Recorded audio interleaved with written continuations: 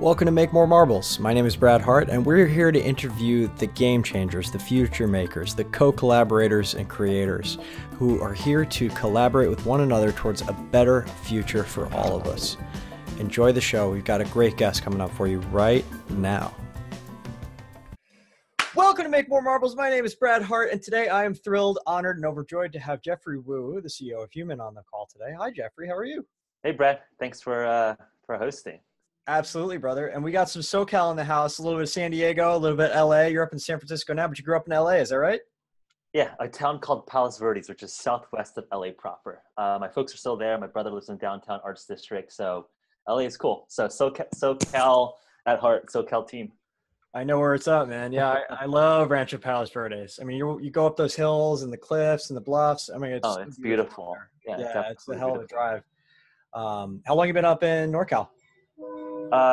So ended up in Northern California because I studied at Stanford.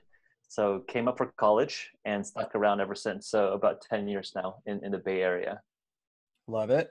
And I lived in San Francisco in 2011, right in like kind of Hayes Valley area. Like, okay. I guess you could call it like Lower Pack Heights. I don't know. But I could see all the little restaurants and things coming up. Like, how has San Francisco changed since you lived there? Because I've seen it like go crazy. No, Hayes Valley is one of the coolest, trendiest, most expensive neighborhoods now. And I think around the 2011 period was when it became gentrifying, right? And I think if you talk to residents of the city that have been here for a long time, people will say, yeah, 20 years ago, Hayes Valley was under a freeway underpass or overpass, and it was just like super sketchy. I mean, right, the 101. Yeah, and I think literally a block away from the nice areas of Hayes Valley are projects. So it's still, I mean, I think San Francisco is one of the weirdest cities where you have the best tech companies in the world and people are making millions of dollars, and then you have some of the craziest, saddest homeless people. And I think it's definitely a crazy juxtaposition when visitors come. It's just like you have someone, peeing on the streets or pooping on the streets. Yeah, literally. You walk a couple blocks east to where I lived. You're in the Tenderloin. It was right past Polk Street, and there you go. It was like heroin needles everywhere. And it's oh my God. Man, yeah, it's a crazy city. So tell me about kind of the way you grew up. What's happened to you in your life that has brought you to where you are today as the CEO of a really successful and growing nootropics company? What first got you excited about that, and kind of give us the journey up to this point?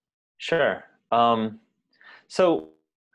So I studied computer science as a specialty at Stanford. So definitely come from an engineering science mindset. So always was, a self-proclaimed geek nerd, played video games sort of growing up, got into science fairs and doing science research, working with different UCLA physics groups, as a high schooler, attending all the international science fairs and all of that. So, obviously somewhat self-driven and motivated to, accomplish in an academic setting. And then at Stanford, it was an interesting era. So I went to Stanford between 2007 and 2011. And that was essentially the time when startups became really, really hot. I think today you hear about startups, everyone thinks Silicon Valley is like this cool, shiny object on a hill. But 10 years ago, investment banking, consulting were like kind of the standard jobs that people would go to. And computer science was really for nerds. But I think you saw the transition happen really interestingly, where during my time at Stanford, I joined the Entrepreneurship Club, and we saw a couple, things happen where like the Social Network movie came out, where the Facebook movie, you started hearing pockets of discussion of all these kids making millions of dollars on apps. And computer science really quickly went from, kind of a fairly small major at Stanford to now one of the largest majors at Stanford. So it's interesting to see that transition. So I actually started off I ended up being the president of the Entrepreneurship Club at Stanford. And it was interesting because at the time, sort of before my year, a lot of the presidents of the entrepreneurship group would have, went into, banking or VC. And I thought, hey, we're the Entrepreneurship Club. We should be building startups. So sort of on that lark or on that, that sort of principle, started building apps with my friends. We actually got funded by Y Combinator, a Silicon Valley-based investment firm, to launch my first app company. It was pretty crazy, where we hadn't even graduated college yet, and we had a $170K check come into our account, and they're like, "Hey, you have a company out. Go build your software." And that was like a crash course in building not just a software, a program. I mean, we learned how to do that in college, but turning lines of code into something that people wanted, something that could actually generate a sustainable business model. The app was called Glass Map. It was a really efficient way to track in your friend's location. So it's kind of like if you read Harry Potter or Harry Potter fans, kind of like Marauder's Map for college kids. Long story short, we sold that company to Groupon in 2013. So it was a really cool first learning experience. And it's just like a truncated MBA, essentially, of how to negotiate, go to market, raise money, and then eventually negotiate an M&A. So I sold that company just before I turned 24, which is negotiated right, during the Christmas holidays in 2013, in between 2013 and 2014. So I remember taking calls from my parents' home down in Palos Verdes, while hanging out with family, negotiating with the corporate development folks at Groupon. It was definitely a fun, crazy, stressful few weeks towards the end of that year. And that point, that sort of got me on the level of looking at, what is next. And I knew sort of quickly when I had joined Groupon, there was some, golden handcuffs, investing out some shares that, as part of the acquisition, that, hey, big company was my cup of tea. And I knew I wanted to work on something else, but knowing what that was, it's not easy to find like a next big inspiration. But what, did spark my attention or capture my interest was this notion of, if I didn't know necessarily what I wanted to work on next, I might as well optimize the system that would work on the next problem, which would end up being my brain. And that got me on the journey of biohacking and along the path of creating Human, which is a biohacking company based in San Francisco. We're excited and focused on, developing, researching novel compounds and bringing that through FDA and other regulatory bodies, and producing products that can enhance various aspects of human performance. So kind of a drunken walk of entrepreneurship, going from a computer scientist and engineer, and eventually applying those skills onto biology, into the human body. And I like the kind of parallels you draw between, you understand that you're very talented and you have all these mathematical skills and computational skills and you can code and do these things, but also it's like, if my mind isn't optimized, if my environment isn't optimized, whatever I'm going to create is going to be affected in some way. So I like the way that you're kind of like going to what we call Elon Musk would say core principles, right? What do we know for sure? Well, we know for sure whatever I work on next is going to be, it's going to be important that I'm in this system is going to be the space between my ears. Exactly. So how do I optimize that? So I've done quite a few nootropics over the years. I won't name names. I know a lot of the people that run these type of companies, and I think it's great that we're pushing into the science. The questions, I guess the skeptical questions I have, because I've had my own experiences, is like taking Bacopa, I become an asshole on Bacopa. Like I just can't be around people. Right. And that's one of the things I love. So like I'll snap at people and be like, what's wrong with me? Oh yeah, that's wrong with me. Right. Or something like that. And I don't know if, people's experience is the same, but like, I know I run high. I know I'm a fiery guy. I already have a lot of energy. And I've learned that stimulants, like more than a cup of coffee for me is too much. I just can't do it. So like, even if I dabble a little bit in this world, I don't know if I'll ever go full hog, because I was literally having panic attacks on some of these various nootropics, right? What have you seen have been the ingredients that seem to work the best with the most number of people? And then is there a personalization element that anybody's tapping into quite yet? Yeah, I think those are both great topics. So, and I think you identify a couple interesting sort of conceptions that I think people are sometimes confused about. So nootropics, as you mentioned, represent, compounds enhance some area of aspect of cognition or learning. But that covers a whole spectrum of different chemicals, right? Like on one hand, you have things like Bacopa, which is a botanical. It's been used in Chinese and Indian herbal medicine for, thousands of years. And it dials you in. It works. It really does. And it has some really interesting, compelling data on healthy human volunteers, especially in terms of working memory capacity, as well as spatial memory. So that's actually one of the ingredients that we have in one of our stacks called Rise. And it has actually some of the best clinical data on it, but it's interesting to hear that, sometimes if you're in flow, you kind of get snappy when people break you out of that flow.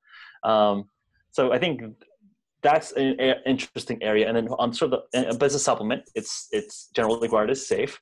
But on the sort of the other spectrum, you have things like Russian Alzheimer drugs, racetams, that are research chemicals, not necessarily generally regarded as safe or for consumption, but perhaps not scheduled or legal drugs, but kind of in limbo land, gray areas. So I think you have a whole spectrum, and in the biohacking community, you have people that do all of it, right? Like you have people talking about microdosing LSD quite often, to people eating like a healthy diet and tracking all those things. So I think I just went to a party recently where they had freaking psilocybin in the chocolate, in the fondue. I'm like dipping it in. I'm like, what's wrong with me? I don't feel good. And they're like, oh, it's got psilocybin in it. I'm like, thanks for telling me. Damn. Come on. No. I got dosed at a party. Come on. That's funny. I mean, I think that would be quite frightening. If you read some of like the CIA, the history of them using LSD as like a truth serum. I mean, it's interesting, right? Like if you were just starting the trip and you had no idea what's going on, you probably think you're going insane if you're just like seeing visuals. So, stacks that are, well backed by clinical data, simple things like L-theanine, caffeine. So a cup of coffee is probably the most commonly used nootropic in the world, right? There's 2 billion cups of coffee consumed a day, and not all of them, probably most of them are not like nice cappuccino dates with your girlfriend. Yeah. How much does everybody else drink? Because 2 billion is pretty much what I put away. I'm just kidding. Yeah. So there's actually good clinical data showing that L-theanine stacked with caffeine, L-theanine is an amino acid, is actually found naturally in green tea. So when people drink green tea, subjectively, people feel a little bit more relaxed than just sort of a straight stimulant effect of just straight black coffee.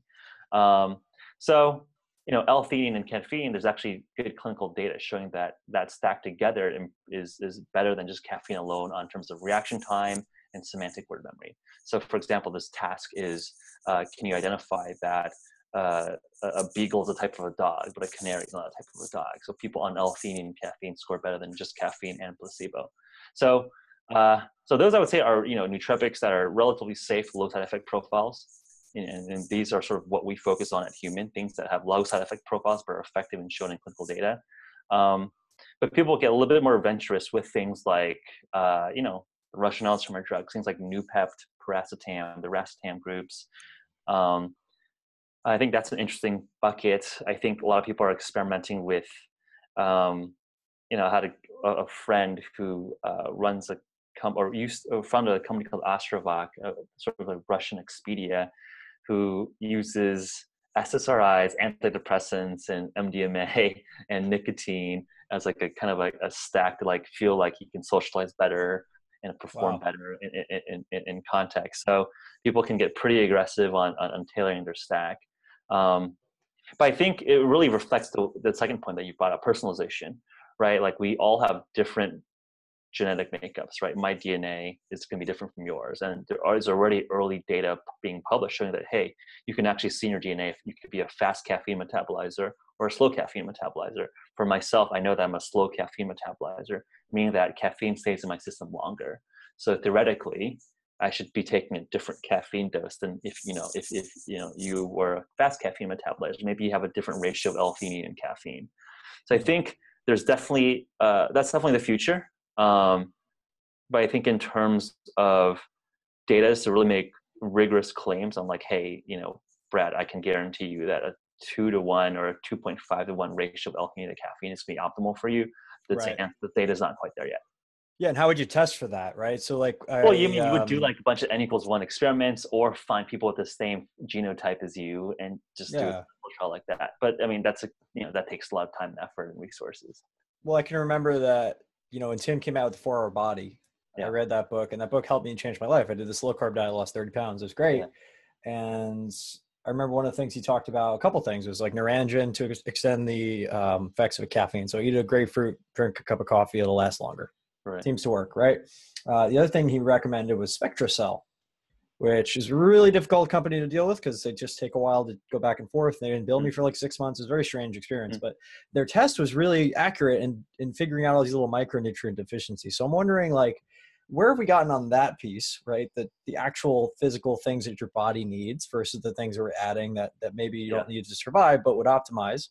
And then what could be a similar type of profile, or one that exists, or is this a company idea where it's like we can test for what pieces of your genetics or predisposed makeup allow you to have these certain attributes. And then if you want to increase the ones that are like kind of like, okay, this one's a 10, you want to bring it up to a 15, what are the things that would allow you to do that? Or are we way far away from that?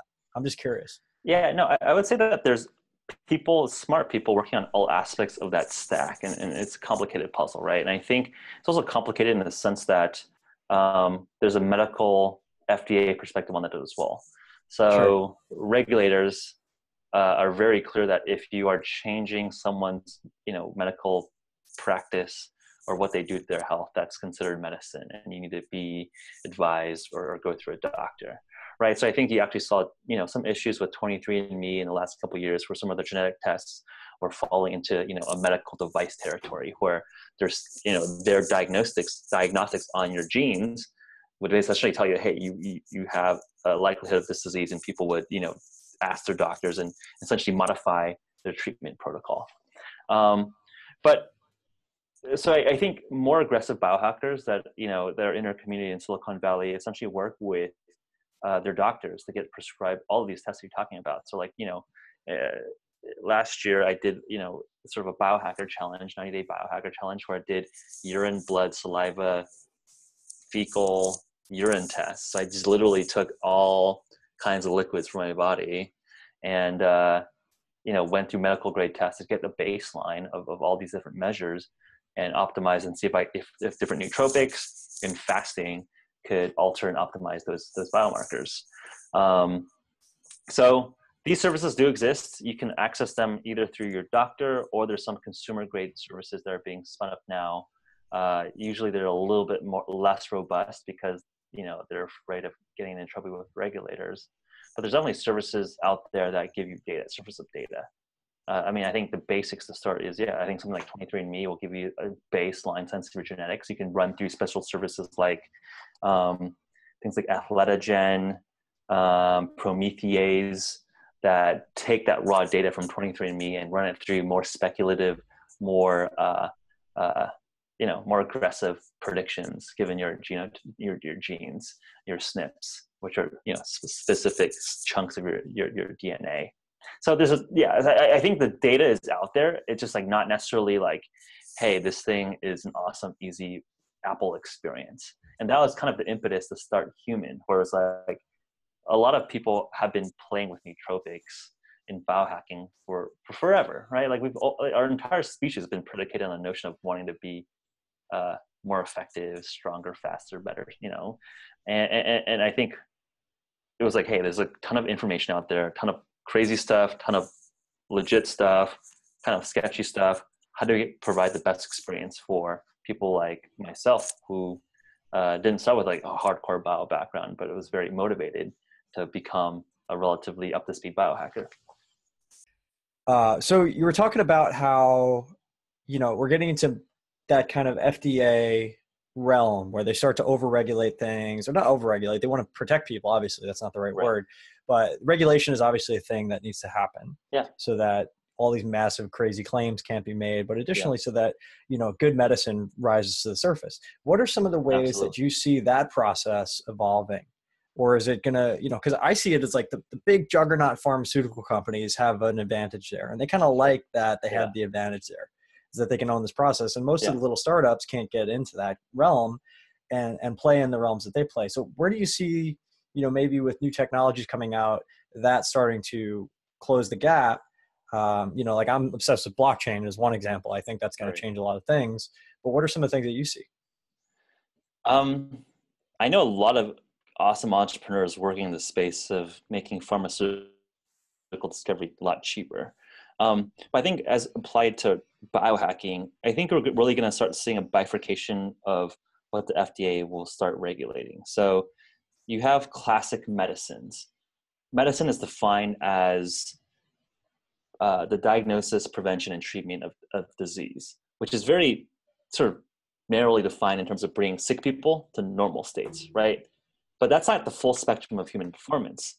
There's also the notion of normal to enhanced states or healthier states. But that's always been less quantitative, a little bit fuzzy. And what we think biohacking is all about, and where more and more sensors are allowing us to finally do, is that we're able to bring people from normal states to enhanced states in a very rigorous engineering style way. So I think there's going to be a new category of regulation around what I call enhancement technologies. And this kind of falls in line with some of the recent developments with digital health programs. The FDA has a new classification around apps that are giving health and wellness advice and potentially helping people go through mental issues or metabolic syndromes like diabetes. And these would have classically been almost like medical devices, but they're going through an expedited approval process. So like companies like Apple, Google are sort of getting these like fast track processes. So I think regulators are important partners here, right? Like we can't build a long-standing business or a community against the law. That just doesn't work long term. So I think I think the FDA is learning fast, adapting its policies, and I think you'll start seeing more and more policies that make more sense. And I think one way to look at it is that industry often does just drive what legislation happens. So I think a good example is that in the 70s, there's a group of California farmers who decided to have a higher standard of farming. So they named their practice of using like no pesticides and et cetera, as organic farming. And now there's like a USDA program around what organic even means. It took like 20, 30 years to go through California in the United States Senate and in Congress, but at least there's a precedent that industry can come together and with community interest really just drive how policy is decided. I really like that because it gives hope to the people, and it's going to happen faster and faster with the internet. Yeah. I mean, make no mistake, it might have taken 20, 30 years to get organic on the shelves. And, we have a pretty clear definition of what that means now from a legal perspective. But ultimately, I think things are going to continue to speed up. And that's really exciting. Yeah, I mean, I think one way I look at it is like biohacking is just like is a populous revolution within healthcare. I think I've talked to a lot of doctors and health insurance folks, and I don't think anyone would say that, hey, American healthcare is awesome, let's not do anything about it. Whether you're on the left, on the right, if you like Obamacare, hate Obamacare, like Trump care, don't. I mean, I think everyone agrees that like healthcare is f***ed up. I don't know if we can curse on the program, but it's pretty bad, right? It costs 1/6 of GDP. So my sense is that, and as you're talking about with the internets, we're educating people more and more. We're empowering individuals to take control of their own health, right? Like I'm accessing data on my own blood panels, my own urine, saliva, blood, fecal, all my biomarkers. And 10 years ago, I would have to go through a doctor and had to have like some sort of serious medical condition to access all these data points. But as an engineer, like the more data I have on myself, the better sensible decisions I can make. Like it just seems so obvious from an engineering perspective. Like why hide data and knowledge from the end user that cares the most? Like I'm gonna care about my body the most. Like my doctor does not give as much of a shit about like my health as myself. And I'm sure like for yourself, right? Like you care about your health probably more than anyone else. Maybe, mom or your wife. I had to leave the state of New York to go get the test done in Connecticut for the SpectraCell. This is 6 years ago now because they wouldn't do the test there without charging me $3,000. It was insane. So I had to go up to the University of Bridgeport and get my blood drawn there. It was like $200. It was great. Yeah. So I think that the status quo is not going to stand. So yeah, I'm hopeful that, folks like yourself who are a little bit more aggressive and a little bit more responsible on your own performance will care more and more about optimizing yourself. Yeah, we get to be these fast movers, these early adopters, but that also comes with a huge risk. And we've got to talk about any sensible podcast about nootropics or anything that could alter your chemistry, brain, body, otherwise. You have to talk about the downsides, the potential downsides. Could you kind of speak to that for a little bit? Yeah. So as we were talking about a little bit before, I mean, there's a whole spectrum of different nootropics, right? Some are broadly considered safe, like things like, L-theanine, caffeine, bacopa, as we mentioned. But other things that are a little bit more speculative, like Russian Alzheimer drugs, or things like Adderall or Ritalin, right? These are like, I think Adderall is a great example. I mean, Adderall It's is basically methamphetamine. it is. It It's is a very close. proprietary salt of an amphetamine. So essentially, it's taking speed, but it's a legal version of speed. Do you really want to be doing that every single day? I mean, it's like basically like mowing a lawn with like a machine gun. Like it could be good if you want to go on like a 3-day mission to, in combat, but to do that every single day to work, maybe not optimal for long-term health. So I think people that are going to look into enhancement, I think the whole goal is to enhance yourselves sensibly, responsibly, increase overall longevity and health. I mean, my goal when I'm a biohacker is not to like be super awesome for 1 year and then like be useless for the next 100, next 20 years. So I think there is some self-responsibility there, right? Like, with the access to information, with access to more and more tools, you have to be, you also have the flip side of responsibility to do it well for yourself. But I think that's kind of the risk reward. I think that's kind of the hacker ethos. Some people on the edges are going to be a little bit more aggressive, and some people might kind of hurt themselves. But I think in some ways that's kind of innovation. So I think there's a fine line to walk, in the sense that if people understand the risks and still want to do that, that to me is kind of like the American ethic. That's like people on, taking the Oregon Trail in the 1800s. That's people like being the frontiersmen, but we're no longer frontiering, on the globe. We're frontiering on what are, sort of internally, what we can do with our own bodies. Yeah, we're pioneers into the depths of the mind, if you will. Exactly. And human potential. Yeah, exactly. It reminds me a lot about the flow conversation and Stealing Fire, Stephen Kotler's new book. I don't know if you read it. No.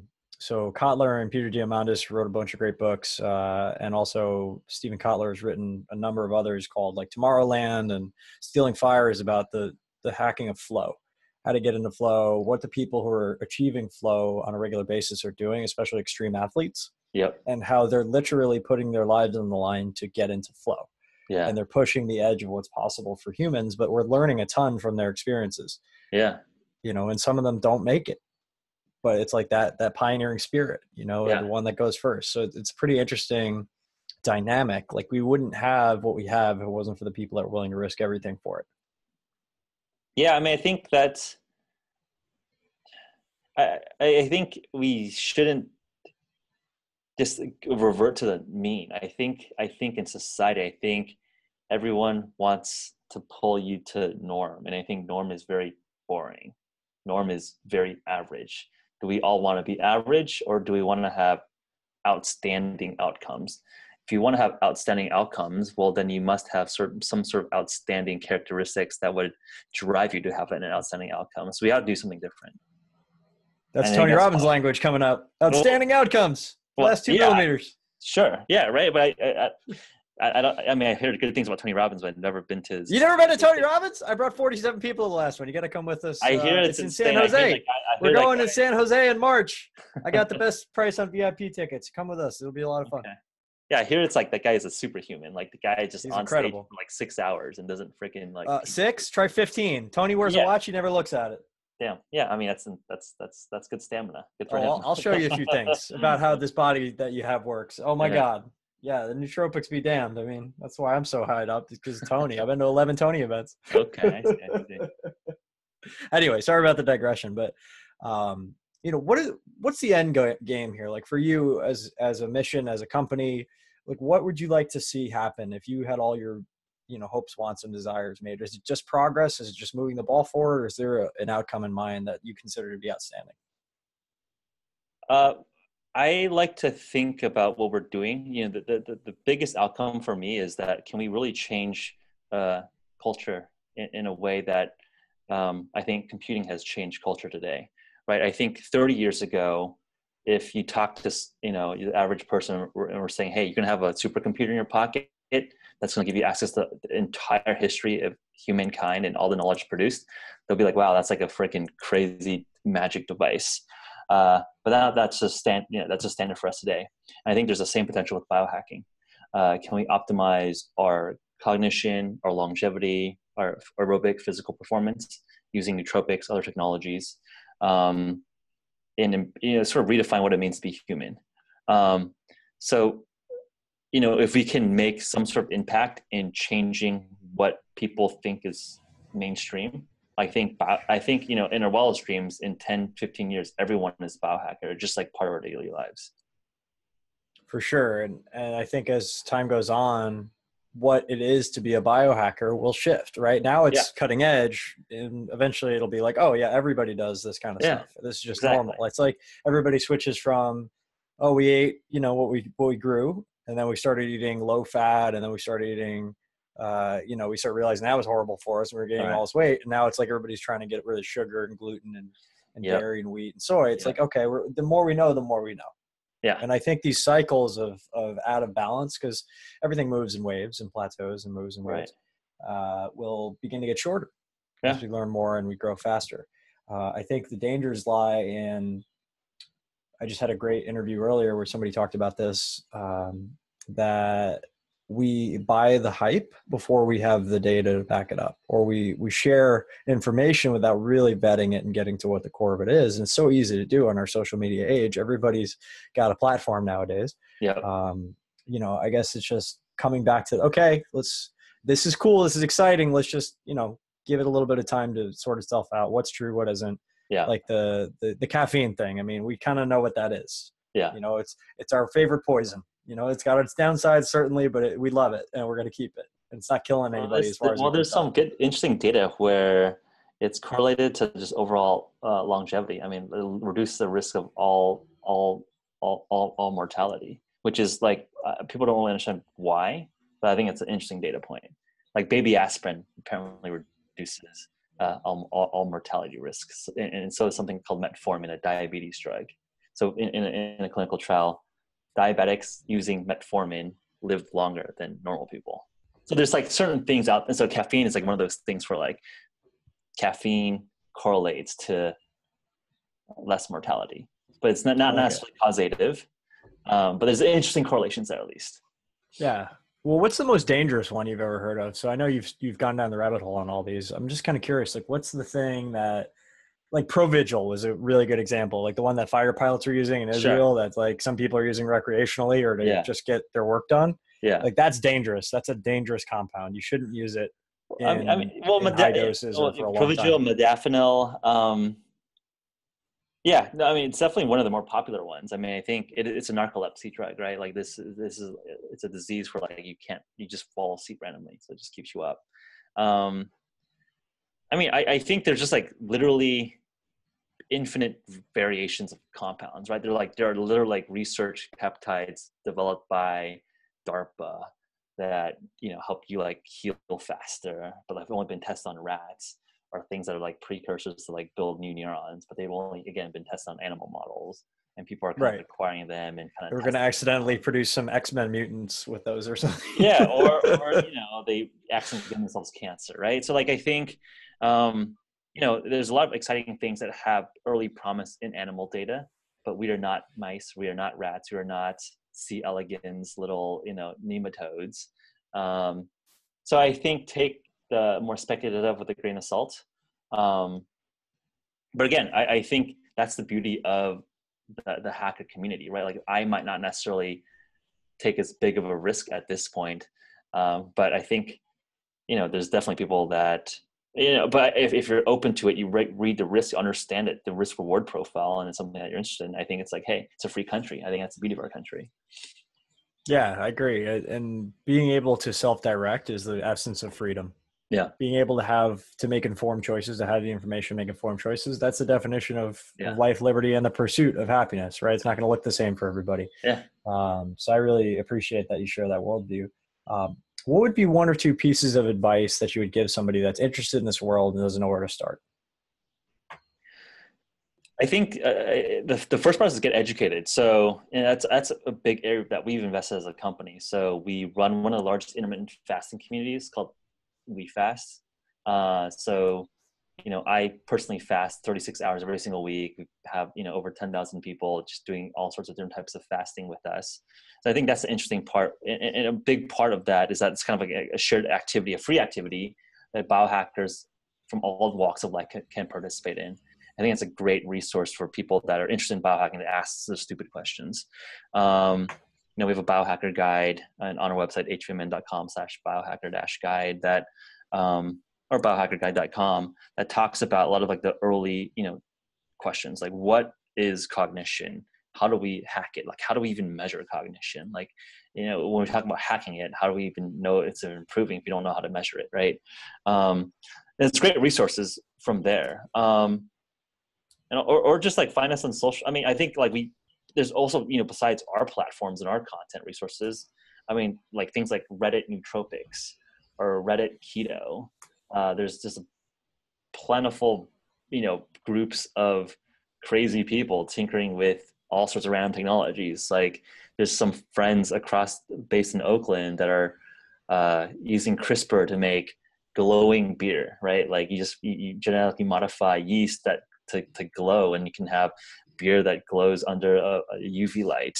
So, and that's, I think, biohacking in a little bit of a different context. We're not optimizing human performance, but you're hacking biology.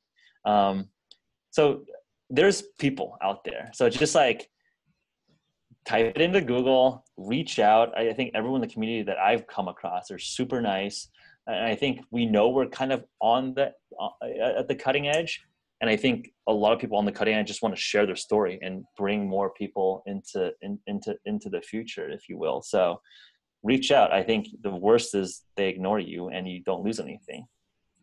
Yeah, and I appreciate that perspective too, because I mean, this conversation just came out from a reach out. It's like, this is something I want to learn more about, and I want to have a really smart person who gets it on the show. So you can check out HVMN.com. How to study cognition. Like, how do you measure cognition? I really love that. Biohackerguide.com is also yours. Yeah.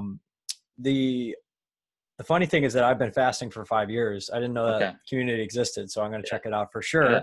And then additionally, when I was in school back in Stony Brook, I actually used to create jellyfish and things that would glow. We would take the jellyfish protein and we put it into Drosophila, for example, and they would have these glowing eyes. Yeah. And I thought that was pretty rad. So I'm glad to hear that people are making beer with that now. That's going to take St. Patty's Day to a whole new level. Yeah, exactly. That's actually interesting. Yeah. We should sell it, right? I don't see why not if it's harmless. Apparently FDA is trying to seize his equipment. So he needs to be careful about selling, or I think you can like use it for research use only, but you can't sell it commercially. I think that also gets into the weird regulatory line. So I have a biology background, so I know what CRISPR is, but could you explain for the people at home that don't know what it is? Yes. Well, it's a technology under the umbrella of genetic engineering, right? Like there are things called genes that dictate kind of the characteristics of how our bodies react and form. And you can edit these genes to kind of control the outcomes. So CRISPR is a relatively new technology, sort of invented out of, there's some I think that's a little bit too deep. I was about to reference, I was like kind of the IP struggles. People are suing each other over the technology now from MIT Broad and Berkeley. But I think it's a pretty big breakthrough in biology where it's a lot more efficient, a lot easier now to be targeted and cutting out and replacing certain genes. Some of the initial technologies came from bacteria, where bacteria are sort of able to inject their RNA into a cell and have them procreate. That's kind of how disease happens, right? Like a bacteria takes over a healthy human cell, hijacks equipment, and then prints out copies of itself. So so scientists have kind of hijacked that pathway to figure out, okay, we want to place this kind of gene in this specific location, and CRISPR as a technology allows you to do that. I like it. Yeah, I remember playing around with polymerase chain reaction and doing all that and being able to mess around with the various pieces. It was like you could literally create life that had never existed before in a lab. Yeah. By using the kind of pathways that already exist. It's pretty wild. And it's going to potentially lead to designer babies and you want blue eyes, brown eyes, this size, you want to look at like nobody's ever looked before. And It's pretty wild. Yeah, And what's absolutely. I become think the you kind can. of, I think you can finally start engineering biology, right? Like I think that's where like the biohacker, I think explosion is going to happen, where with genetic engineering, but also with other types of hacking, right? We're starting to really allow an engineering approach to the human body. Like yeah, let's what control it. makes you human, at that point? What Yeah, is human versus not? I mean, it kind of blurs the line between yeah, everything. My dad used yeah. to have a great saying. He used to say, well, we should just keep screwing each other until we're all the same color, and that would solve the race problem. I'm like, that's one way to go about it. It might take a while, but we might get Yeah, there. it's gonna take a while, but I think that is. I mean, I think that is a fair point, right? Like, I don't know. There's like all these different like projections for the average American is going to be this kind of beige-looking person in 2050, and I don't know. Maybe that, you know, maybe that is an optimistic view of how, as we know, there's a lot of interesting social problem. Not interesting, but there's clearly social challenges with our society today. If we eliminate a factor of discrimination, just how we look or skin color, maybe that's beneficial. But the pessimistic side of me is like, okay, well, maybe it's not skin color. We're going to be judging each other on how smart we are or our social class now. Like, I think Well, humans really that's want to judge one each piece other. of it. And then you think also like, wait a second, do we need to be the same in order to not hate each other? Like, do we Yeah, need an alien race to come and attack us, like an Independence Day to come together? Like, what is the yeah, piece that's actually going to, it's just mastering the ego, man. At the end of yeah. the day, like if we just get out of our own way and stop hating on each other and notice that, hey, we're I all here to agree. survive I and don't think it's that cooperate. complicated, but I mean, the data shows that it is kind of complicated. So, But then again, you look at, you can only see the level of consciousness you're at and below. right, sure, yeah, That's it. And I think the more we can do to educate and raise consciousness, the better.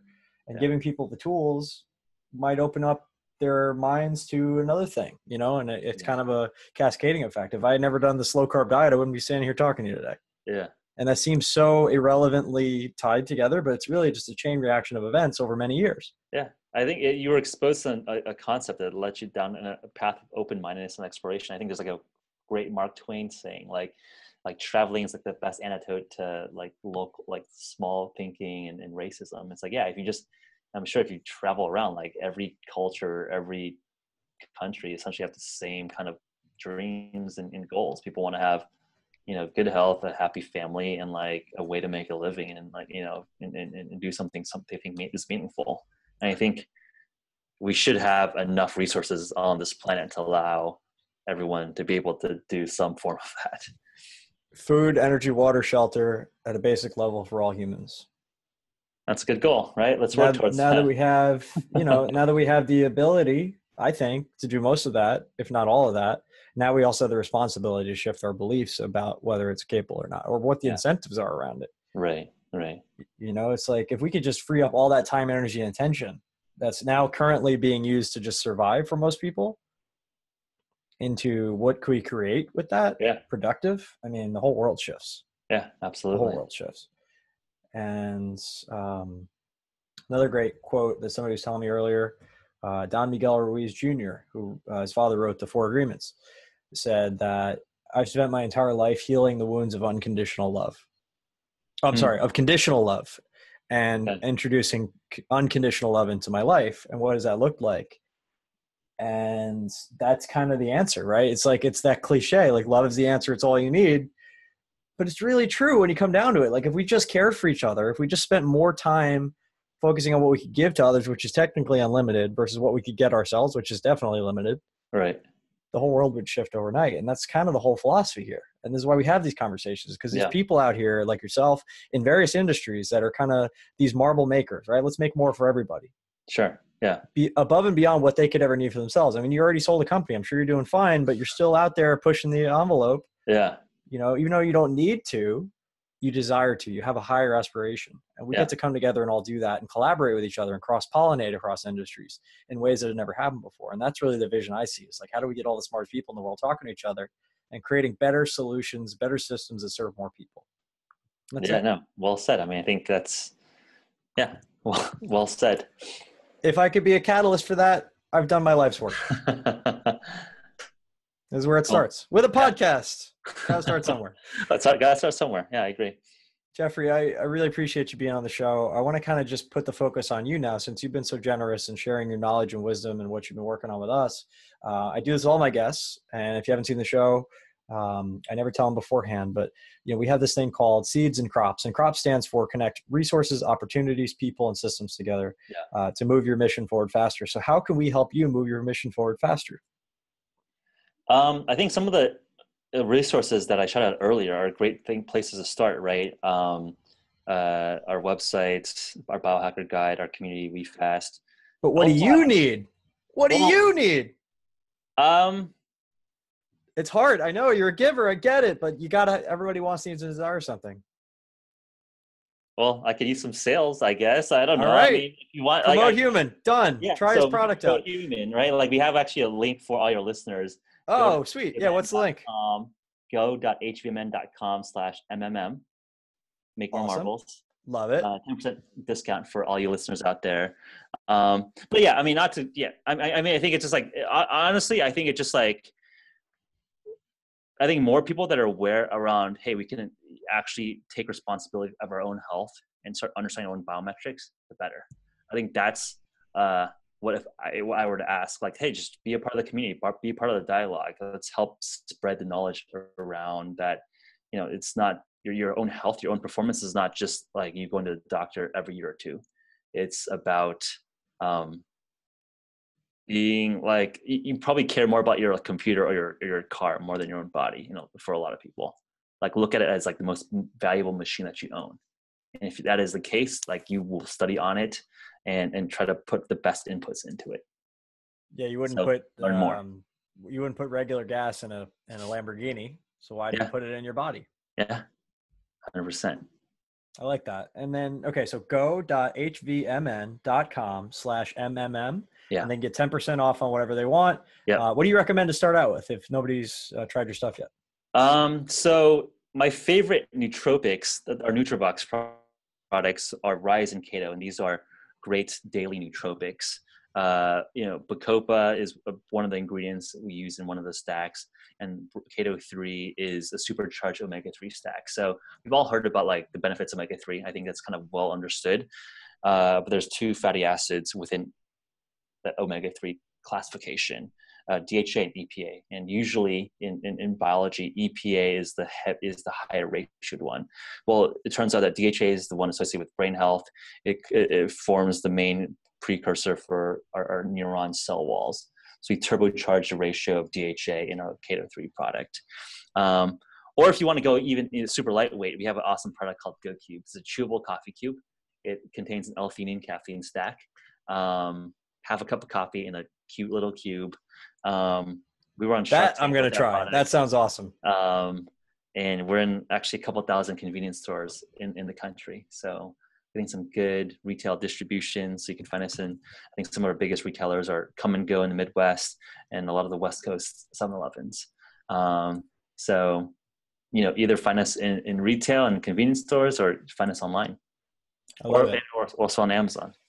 Yes, sir. Absolutely. Geoffrey, thank you so much for being on the show today. Hey, I really appreciate it. On behalf of everybody at Make More Marbles, thank you, thank you, thank you. We love you. We appreciate you. And we want you to continue to win out there in the world. So let us know how we can help. Cool. Thanks. Right on, see you next time. Thanks so much for listening to the Make More Marbles podcast. For more tips, hacks, and strategies to create an amazing, abundant life in your health, wealth, and relationships, whatever that means to you, head on over to makemoremarbles.com. Check out our cool explainer video about what we're about and join our community of entrepreneurial game changers. We want to help you level up your life in every possible way. And don't forget to subscribe to us on iTunes, Stitcher, or Google Play, wherever you're listening to your podcasts, and please do leave a review. Thank you so much, and we'll see you on the next podcast.